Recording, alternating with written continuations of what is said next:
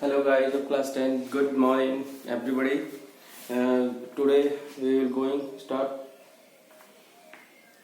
discuss about land utilization. मतलब हम जमीन का यूज किस तरह से करते हैं इस बारे में आज हम डिस्कस करेंगे.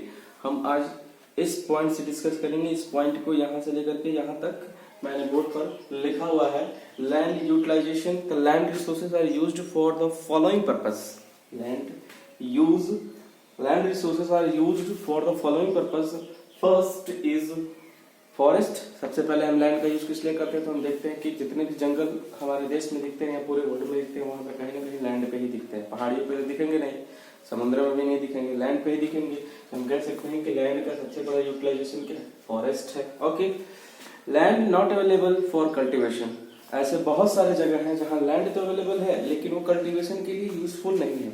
It means land is available but that land is not useful for cultivation. हम उसमें खेती नहीं कर सकते. जैसे कि राजस्थान के रेगिस्तान में हम खेती नहीं कर सकते, मंगोलिया के रेगिस्तान में हम खेती नहीं कर सकते, बस वो खाली पड़े हुए. यानी कि बारेन एंड वेस्टलैंड. बारेन का मतलब होता है बंजर भूमि, जो जिसकी मिट्टी में फर्टिलिटी नहीं होती है. Barren land is called less fertility और no fertility zone. Okay. Barren and wasteland. Land put to non agriculture uses. इसीलिए ऐसे लैंड को हम लोग किस ग्रुप पे रखते हैं? ऐसे ग्रुप में जिसे हम खेती के लिए यूज नहीं करते. वहां हम फैक्ट्री को बना सकते हैं, दूसरे कामों में उसका यूज कर सकते हैं, लेकिन हम उसका यूज कल्टीवेशन के तौर पे नहीं कर सकते. Land put non agriculture uses. जैसे कि ऐसे जो नॉन एग्रीकल्चर है जहाँ पे खेती नहीं की जा सकती, उसका यूज हम बिल्डिंग बनाने के लिए कर सकते हैं, रोड्स बनाने के लिए कर सकते हैं, फैक्ट्री बनाने के लिए कर सकते हैं, कंपनी को स्टैब्लिश करने के लिए कर सकते हैं, स्कूल बनाने के लिए कर सकते हैं. ऐसे बहुत सारी चीजें हैं जिसका यूज हम कर सकते हैं उसके लिए. थर्ड है कि other uncultivated land excluding fallow land. Permanent pasture and grazing land. Permanent pasture and grazing land मतलब जहाँ पे पशुओं को चराया जाता है. मतलब जहाँ पे घास उगेगी तो एकदम जाहिर सी बात है कि वो थोड़ी बहुत मिट्टी में फर्टिलिटी जरूर होगी, तो इस बात को हम ध्यान देंगे. And other is land under miscellaneous tree crops groves not included in its own area. ऐसे भी एरिया हैं जिसमें अलग अलग तरह के क्रॉप्स, अलग अलग तरह के लैंड, अलग अलग तरह के फॉरेस्ट, ये पेड़ हमें दिखाई देते हैं. Culturable Westland. कल्चरेबल वेस्टलैंड का मतलब left uncultivated for more than 5 agriculture area. मतलब कल्चरेबल वेस्टलैंड को हम ऐसे लैंड के रूप में कह सकते हैं कि an area which is non-usable और left uncultivated more than 5 years. मतलब 5 साल या उससे ज्यादा तक ऐसे जमीन जहां खेती नहीं की गई उसे हम बोलेंगे culturable waste land. Okay. Now the next point is fallow lands. Fallow land current fallow left without cultivation for 1 or less than 1 agriculture year. Current fellows का मतलब होता है अगर किसी जमीन पे हम 1 साल या उससे कम खेती नहीं करते हैं तो उसे हम करंट फैलोज बोलते हैं. Okay. Net sown area. The area sown more than 1 in an agriculture year plus net sown area is known as gross cropped area. इसका मतलब कि area sown more than 1 in an agriculture year. अगर 1 साल में हम 1 से ज्यादा फसल किसी लैंड पे उगाते हैं तो उसे हम कहते हैं क्या? Area net sown area. क्या कहेंगे आप लोग? Net sown area. ओके. या अब land use pattern in India हम देख लेते हैं. Before we discussing about land degradation, firstly we will discuss about land use pattern in India. मतलब लैंड का यूज कैसे कैसे इंडिया में है. यूपी में हम एग्रीकल्चर के लिए ज्यादा जमीन यूज करते हैं, मध्य प्रदेश में कम करते हैं, महाराष्ट्र में ज्यादा करते हैं, पंजाब में वही कम करते हैं. ऐसे बहुत सारे एरिया जहाँ पे एग्रीकल्चर की जमीन ज्यादा है, ऐसे बहुत सारे एरिया जहाँ पे रेगिस्तान ज्यादा है. तो वो लैंड यूज पैटर्न इंडिया में क्या है उसके बारे में डिस्कस करें. The use of land is, ध्यान से देखिएगा, the use of land is determined both by physical factors such as topography, climate, soil types as well as human factors such as population, density, technology, capability and culture and traditions. इसका मतलब land use pattern depend करता है कि वहाँ की climate कैसी है, topography कैसी है, सॉइल टाइप्स कैसे हैं, ह्यूमन फैक्टर्स क्या क्या है, वहाँ की पॉपुलेशन डेंसिटी क्या है और वहाँ की किस तरह की टेक्नोलॉजी कैपेबिलिटी है जिससे कि हम, और साथ में कल्चर और ट्रेडिशन भी डिपेंड करता है कि लैंड यूज पैटर्न इंडिया का क्या है। Total geographical area of India, you know very well about total geographical area 3.28 million square kilometre, okay, million square kilometre land use data however is available only for 93% of the total geographical area because the land use reporting for most of the northeast state except Assam has not been done fully। हम 3.28 million square kilometre area को या area में से 93% land को ही हम agriculture purpose के लिए use कर सकते हैं। बाकी जैसे कि आसाम हुए या नॉर्थ ईस्ट के जितने भी स्टेट हुए, ये पूरी तरह से एग्रीकल्चर के लिए यूजेबल नहीं है। Moreover some areas of Jammu and Kashmir occupied by Pakistan and China have also not been surveyed, और उसमें से भी जम्मू एंड कश्मीर का जो एरिया जिसे हम पीओके कहते हैं, पाक ऑक्युपाइड कश्मीर, उसे भी हम आज तक नहीं समझ पाए कि उसमें हम क्या क्या कर सकते हैं, या चाइना ने जो जमीन हमसे ली है उसमें भी हम क्या क्या कर सकते हैं, आज तक हमने पता नहीं लगा पाया है। तो इस बात को आप ध्यान देंगे। Come to the next page, you will see it, okay, blue color shows that forest, barren and unculturable wasteland, yellow box, तो इसको आप लोग अपनी कॉपी पे बना लेंगे, okay। The land under permanent pasture has also decreases, permanent pasture, land, the land which comes under the land permanent pasture also decreases, मतलब ये भी क्या हुए, कम हुए हैं। How are we able to feed our huge cattle population on this pasture land and what are the consequences of it? तब हम अपने huge cattle population को कैसे survive कर पाएंगे, इस बारे में भी हमें सोचना होगा। Most of the other than the current fallow lands are either of poor quality or the cost of cultivation in such land is very high। कहने का मतलब है कि करंट फैलोस लैंड है, या तो उसकी क्वालिटी बहुत कम है या उसके कल्टीवेशन की प्राइस बहुत ज्यादा हाई है। Hence these lands are cultivated once or twice in about 2 to 3 years, and if these are landed included in the net zone area, then the percentage of NSA in India comes to about 54% of the total reporting area। इसका मतलब है कि ये land एक बार या दो बार खेती करने के बाद 2 या 3 साल के लिए छोड़ दिए जाते हैं, ठीक है, ताकि फिर से इनकी फर्टिलिटी वापस आ सके ऐसे एरिया में। इसको हम लोग माइग्रेशन कल्टीवेशन भी कह सकते हैं, migrated. About 54% of the total reporting area, और ऐसे एरिया इंडिया में कितने हैं, 54% है। The pattern of net zone area varies greatly from one state to another. अगर हम एक स्टेट से दूसरे स्टेट में जाते हैं तो हमें हर जगह सॉइल की फर्टिलिटी एक जैसी दिखाई नहीं देगी। इसका मतलब स्टेट टू स्टेट सॉइल की फर्टिलिटी चेंज होती रहती है, तो क्रॉप का प्रोडक्शन भी चेंज होगा, क्रॉप के टाइप भी चेंज होंगे, फॉरेस्ट के टाइप चेंज होंगे, फॉरेस्ट में जो ट्रीज हैं उसके टाइप चेंज होंगे, मतलब मेनी मोर थिंग्स। लोग भी चेंज होंगे, लोगों का चेहरा चेंज हो जाएगा, लोग इधर गोल मुंह के होंगे, चपटे मुंह के हो जाएंगे, तो ये सारी चीजें हैं।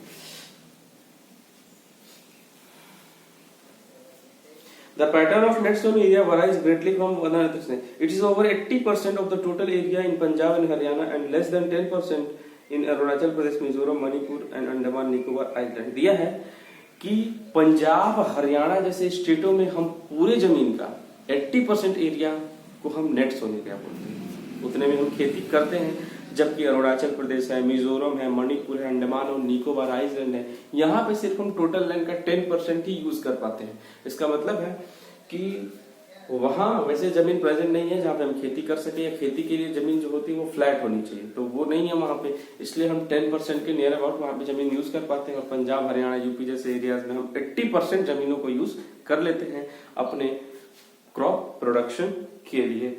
Okay, forest area in the country is far lower than desired 33% of the geographical area। Forest area कुछ हाल के दिनों में देखा गया है कि कम से कम किसी भी जियोग्राफिकल एरिया को मेंटेन करने के लिए 33% लैंड पर जंगल का होना जरूरी है, फॉरेस्ट लैंड का होना जरूरी है, लेकिन इंडिया में ये परसेंटेज डिक्रीज हुआ है। इसका मतलब है कि it was outline in the national forest policy, national forest policy 1952, ध्यान दीजिएगा, नेशनल फॉरेस्ट पॉलिसी एक्ट 1952 के अकॉर्डिंग इंडिया के 3.28 स्क्वायर किलोमीटर में पूरा 33% फॉरेस्ट लैंड होना चाहिए। It was considered essential for the maintenance of the ecological balance. ऐसा इसलिए है ताकि इकोलॉजिकल बैलेंस को मेंटेन किया जा सके। जो हम देखते हैं कि कभी बारिश, कभी ठंड, कभी गर्मी पड़ने लगती है, तो ये इसलिए होता है क्योंकि जियोग्राफिकल एरिया 33% होना चाहिए, वो नहीं है, इसलिए कभी आंधी कभी तूफान आते रहते हैं। क्योंकि जब एयर प्रेशर कम या ज्यादा होगा तो ऐसी सिचुएशंस हमको देखने को मिलेंगी। The livelihood of millions of people who live on the freeness of this forest depends upon it. क्योंकि जंगल से ही डिपेंड करता है कि मौसम कैसा होगा और कैसी कैसी चीजें हो सकती है। Part of the land is termed as wasteland and land put to the other non. पहले के लोग जंगल के एरिया को एक वेस्ट लैंड के तौर पे यूज करते थे, इसलिए जंगलों को काट के उन्हें खेत में बदल दिया गया। लेकिन पहले के लोगों को ये मालूम नहीं था कि 33% जंगल होना जरूरी है, इसलिए बाद में इस चीज को एब्जॉर्ब किया गया और जंगल लगाए गए। सो प्लीज आप भी पेड़ लगाइए। A part of the land is termed as the wasteland and land put the other non-agricultural uses. Wasteland includes rocky wasteland, जिसमें कि rocky, arid, desert area, land put to other non-agricultural uses included settlements, road, railway, industry, etc. Continuous use of land over a long period of time without taking appropriate measures to conserve and manage it has resulted in land degradation. This is turn has serious repercussion on society and the environment. इसका मतलब है कि ऐसे सारी चीजें, road है, railway है, factory है, कंपनी है, या हमने घर बना लिया, ये सारी चीजें क्या है, इसका हम एक बार यूज कर लेंगे तो लंबे समय तक हम इसका यूज नहीं कर पाते। क्यों यूज नहीं कर पाते? क्या मतलब खेती के लिए हम इसका यूज नहीं कर पाते। तो ये हम किसमें काउंट करेंगे? इसको हम काउंट करेंगे वेस्ट लैंड में काउंट करेंगे। लैंड डिग्रेडेशन जैसा कि हेडिंग है तो उसको पहले हम डिस्कस कर लेते हैं, देन पॉइंट्स पे आते हैं। Land degradation and conservation measures. We have shared our land with the past generations and will have to do with the future generations too. हमने ये जो अर्थ है, अर्थ पे जितनी भी लैंड है, इसको हमने पास्ट के साथ शेयर किया। मतलब जो राजा महाराजा थे या जितने भी पहले के लोग थे वो भी इसी धरती पे रहे हैं, हम भी इसी धरती पे रह रहे हैं, और कहीं ना कहीं हमारी आने वाली फ्यूचर भी इसी धरती पे ही रहेगा। पास्ट के साथ प्रेजेंट और फ्यूचर भी इसी धरती पर सर्वाइव करना है। 95% of our basic needs for food, shelter and clothing are obtained from land. 95% हमारी नीड की, जरूरत की 95% चीजें जैसे कि फूड, शेल्टर और क्लॉथिंग हमें इस लैंड से ही मिलती है। कॉटन के कपड़े आप पहनते हैं, पैदा किया जाता है। Okay, human activities has not only brought about degradation of land but have also aggravated the pace of natural forces to cause damage to land. जैसे जैसे पॉपुलेशन बढ़ती गई वैसे वैसे क्रॉप प्रोडक्शन की फील्ड की जरूरत बढ़ती गई, भोजन की जरूरत बढ़ती गई, फूड की जरूरत बढ़ती गई। तो जितने जंगल थे लोगों ने उसको क्लियर करके उस पर खेती करना शुरू कर दिया। तो ये वजह रही। तो मेन चीज क्या है, पॉपुलेशन बढ़ेगी तो नेचर का अनबैलेंस होना एकदम क्या है आसमी। तो आप इस पे ध्यान देंगे। Okay, at present there are about 130 million hectares of degradation land in India. इस समय पूरे इंडिया में 130 मिलियन हेक्टेयर ऐसे एरिया हैं जो क्या है, डिग्रेडेड एरिया है। Approximately 28% of it belongs to the category of forest degraded area. इसमें से 28% ऐसे एरिया है जिन्हें फॉरेस्ट को क्लियर करके बनाया गया है। 56% of it is water eroded area. 56% area ऐसे हैं जो पानी से ढका हुआ है। And the rest is affected by saline and alkaline deposit. और जो बचा हुआ है वो या तो सैलाइन से ढका हुआ है या अल्कलाइन से ढका हुआ है। Some human activities such as deforestation. कुछ ह्यूमन एक्टिविटी, डिफॉरेस्टेशन का मतलब होता है जंगल की कटाई करना, ओवरग्रेजिंग पशुओं को चराना, माइनिंग कोयला निकालना, ये सारी चीजें जो भी हम धरती से निकालते हैं जमीन के अंदर से उसे माइनिंग कहा जाता है। According to and contributed significantly in land degradation. ये भी कहीं ना कहीं land degradation में क्या है, responsible है। Tomorrow we will discuss from here. So before